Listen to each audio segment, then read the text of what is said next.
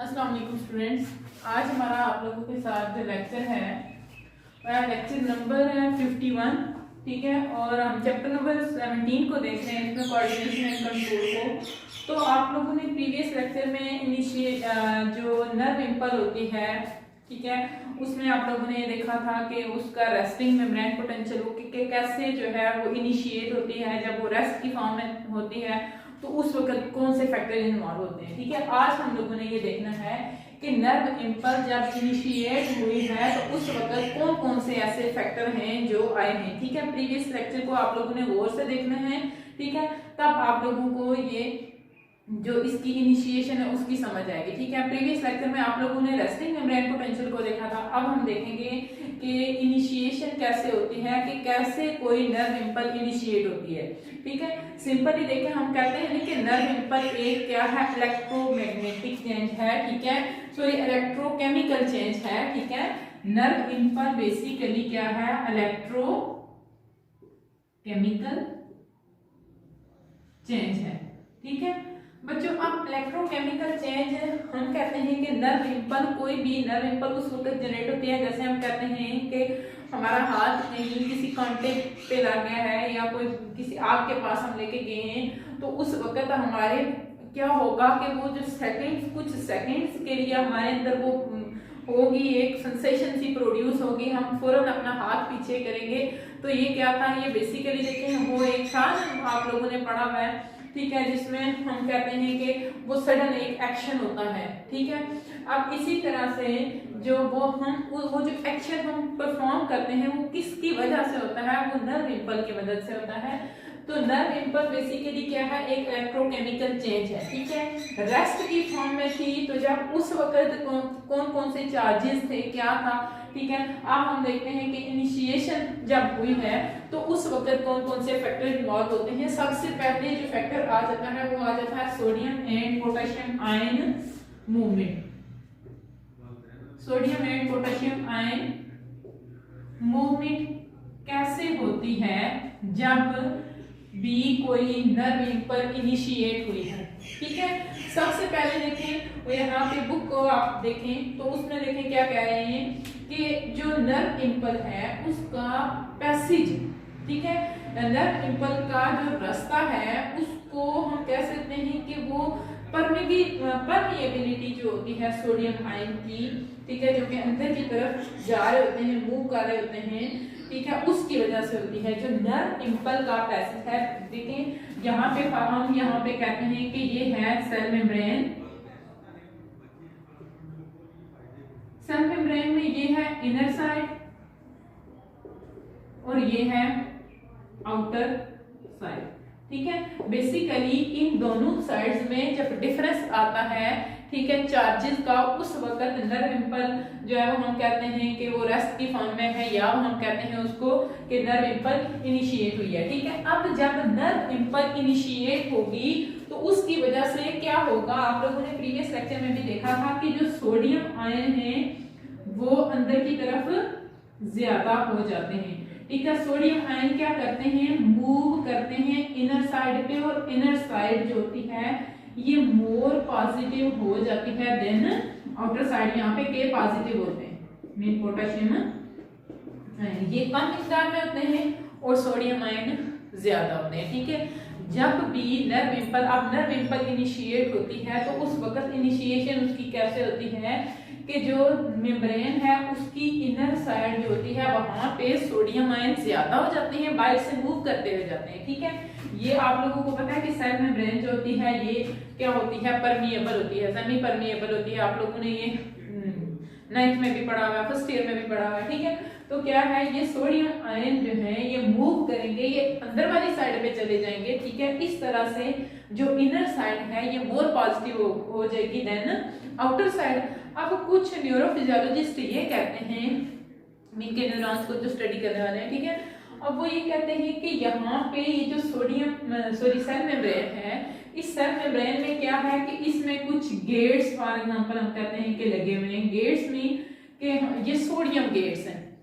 Gate से मतलब दरवाजे से निकला के जैसे खोलेंगे तो कोई चीज एंटर हो जाएगी, बंद हो जाएंगे तो फिर एंटर नहीं हो जाएगी।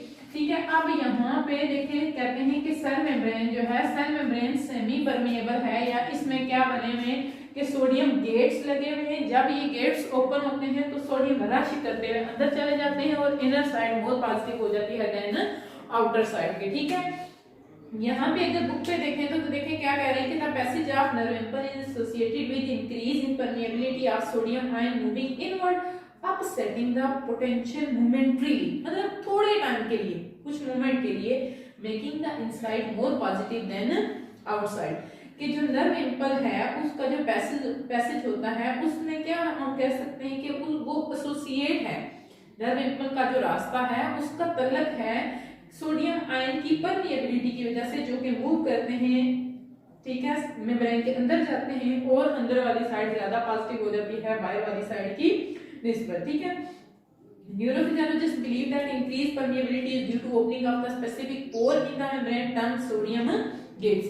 ठीक है, यहाँ पे अभी मैंने आप लोगों को बताया कि न्यूरोफिजियोलॉजिस्ट क्या कहते हैं कि यहाँ पे जो सेल मेम्ब्रेन है इसमें क्या होते हैं, कुछ पोर्स होते हैं जिनको हम सोडियम गेट्स कहते हैं। जब ये सोडियम गेट्स ओपन होते हैं तो सोडियम आयन जो है वो रश करते हुए अंदर की तरफ चले जाते हैं और अंदर वाली साइड ज्यादा पॉजिटिव हो जाती है और पोटेशियम आयन जो है वो बाहर निकल आते हैं। ठीक है, नंबर 2 फैक्टर है वो charges are reversible, charges are reversible.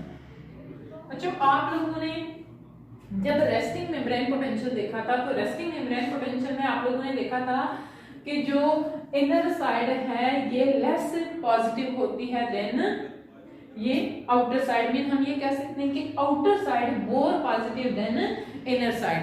ये देखें चार्जेस रिवर्स हो रहे हैं। जब इनिशिएशन हुई है, जब कोई नर्व इम्पल्स स्टार्ट हुई है उस वक्त अंदर वाली साइड ज्यादा पॉजिटिव है और बाहर वाली साइड कम पॉजिटिव है। ठीक है, लेकिन जब रेस्टिंग मेम्ब्रेन पोटेंशियल था तो तब क्या हुआ था, आउटर साइड पे ज्यादा थे। ये इस फॉर्म में ये इनिशिएशन जब हुई है, इनिशिएशन जब हुई तब ये होगा। ठीक है, अगर हम कहते हैं कि रेस्ट की फॉर्म में था, रेस्टिंग फॉर्म में, तो तब क्या होगा, ये है सेल मेम्ब्रेन,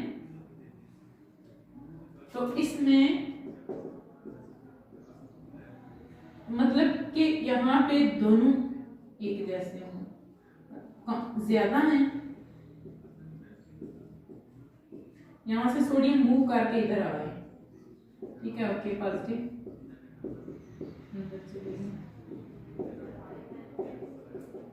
अब क्या हुआ है कि यहाँ पे रेस्टिंग जो फॉर्म है उसमें हम ये कहते हैं कि जो इनर साइड है ये लेस पॉजिटिव होती है देन आउटर साइड। ठीक है, चार्जेस रिवर्स, लेकिन the inner side of the cell membrane has excess of positive one, ठीक है, at its internal surface and the outer surface become more negative. ठीक है, और आउटर सरफेस ज्यादा नेगेटिव हो जाती है। ठीक है, उसके बाद आ जाता है पैसेज नर्व इम्पल का।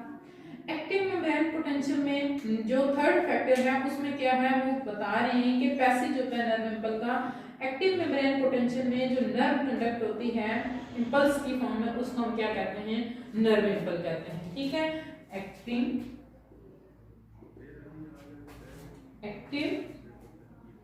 मेम्ब्रेन पोटेंशियल में क्या होता है, हम इसको कह सकते हैं पैसेज ऑफ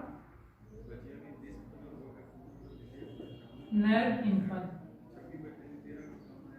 ठीक है, पैसेज ऑफ नर्व इम्पल। जब ये सारी बातें होती हैं, जैसे हमने ये कहा कि इनर साइड मोर पॉजिटिव हो गया, देन आउटर साइड ये सोडियम और पोटेशियम आयन की मूवमेंट हो गई है, फिर उसके बाद चार्जेस रिवर्स हो गए कि जो बाहर वाली साइड है ये नेगेटिव हो गई, अंदर वाली साइड जो है वो ज्यादा पॉजिटिव हो गई है, देन क्या हो जाएगा, पैसेज ऑफ नर्व इम्पल आएगा कि नर्व इम्पल ने मूव करना है अब। ठीक है, उसके बाद मेम्ब्रेन का जो पोटेंशियल है वो प्लस 0.05 वोल्ट हो जाएगा। ठीक है, एक्टिव मेम्ब्रेन पोटेंशियल या हम यहाँ पे कहते हैं, यहाँ पे बच्चों याद रखने के एमसीक्यूज में भी आ सकता है कि जो होता है एक्टिव मेम्ब्रेन पोटेंशियल वो कितना होता है 0.05। ठीक है, 0.05 वोल्ट होता है। यहाँ पे आप लोगों ने 60 यूनिट लिखना है। ये होता है एक्टिव मेम्ब्रेन पोटेंशियल। ठीक है, अब ये जो न्यूरॉन की लेंथ में जो चेंजिंग आती है ये तब तक आती हैं जब तक नर्व इम्पल्स साइनैप्स तक नहीं पहुंच जाते, ठीक है। और साइनैप्स क्या होता है बच्चों, ये जो होते हैं ना साइटोप्लाज्मिक कनेक्शन दो न्यूरॉन्स के दरमियान, ठीक है। फॉर एग्जांपल एक न्यूरॉन यहाँ पे आके एंड हो रही है, दूसरी यहाँ पे एंड हो रही है, ठीक है। ये इनके साइटोप्लाज्म में, इन दोनों के दरमियान जो गैप है, ठीक है, इनके दरमियान और जो हम कह सकते हैं कनेक्शन है, ठीक है, और माइक्रोस्कोपिक गैप रह जाता है, इस गैप को हम क्या कहते हैं, साइनैप्स कहते हैं, ठीक है। याद रखें कि जो चेंजिंग है ये न्यूरॉन की लेंथ में, फॉर एग्जांपल मैं ये कहती हूँ कि ये एक न्यूरॉन है और ये कौन सी है, ये दूसरी है। अब इस एक न्यूरॉन में चेंजिंग तब तक होती रहेगी जब तक ये साइनैप्स तक नहीं पहुंच जाते, ठीक है। जब यहां से ये आगे मूव करेगी तो इसमें प्रोड्यूस हो गया, इसमें क्या हो गया, खत्म हो गया, ठीक है। मूव करते हुए आगे जा रहे हैं। समझ आ गई है कि एक्टिव मेम्ब्रेन पोटेंशियल में हम देख रहे हैं कि मेम्ब्रेन जो है न्यूरॉन, ठीक है, उसकी लेंथ में जो चेंजिंग आती हैं वो तब तक आती हैं जब तक इंपल्स जो है वो साइनैप्स तक पहुंचे, ठीक है। उसके बाद आ जाता है कि जैसे ही इंपल्स पहुंच जाती है दोबारा से जो रेस्टिंग मेम्ब्रेन पोटेंशियल है वो आ जाता है। जब न्यूरॉन यहाँ पे पहुंच जाए इसमें फिर से क्या हो जाएगा, रेस्टिंग मेम्ब्रेन पोटेंशियल आ जाता है, ठीक है, वो रिस्टोर हो जाता है, ठीक है। जिससे क्या होगा कि जो पोटेशियम आयन है वो बाहर की तरफ स्मॉल अमाउंट में बाहर की तरफ निकलना शुरू कर देंगे और न्यूरॉन जो है वो मजीद रेडी हो जाएगी दूसरी इंपल्स को रिसीव करने के लिए, ठीक है। उसके अलावा देखिए ये भी देखा गया है कि इंपल्स जो होती हैं ये जंप करती हैं। बच्चों आप लोगों को अगर याद हो न्यूरॉन का स्ट्रक्चर तो आप लोग देखें, आप लोगों ने क्या देखा था कि एक न्यूरॉन जो है उसका ये स्ट्रक्चर है,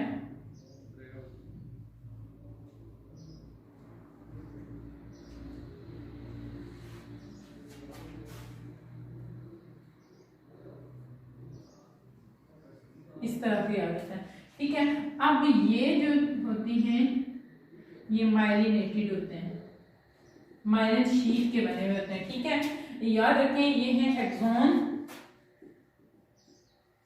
ये हैं डेंड्राइट्स, ठीक है। न्यूरॉन का स्ट्रक्चर ये सेल बॉडी वगैरह आ जाती है और इसमें ये आ जाते हैं ऑर्गेनाइज होता है, ठीक है। अब नर्व इंपल्स जो इनिशिएट होती है, ठीक है, ये नर्व इंपल्स ने आपको पता है कि न्यूरॉन के जरिए मूव कर रहे हैं, ये न्यूरॉन्स ही हैं, ठीक है। अब नर्व इंपल्स मूव करती हैं यहाँ से यहाँ, यहाँ से यहाँ, फिर यहाँ से यहाँ, ठीक है। ये याद रखें कि ये जो है यहाँ से मूव, सॉरी ये इस फॉर्म में करती हैं, ठीक है। इनके ऊपर से मूव मतलब एक स्ट्रेट जो चेन है उसमें मूव नहीं कर सकती बल्कि ये जंप करती हैं, ठीक है।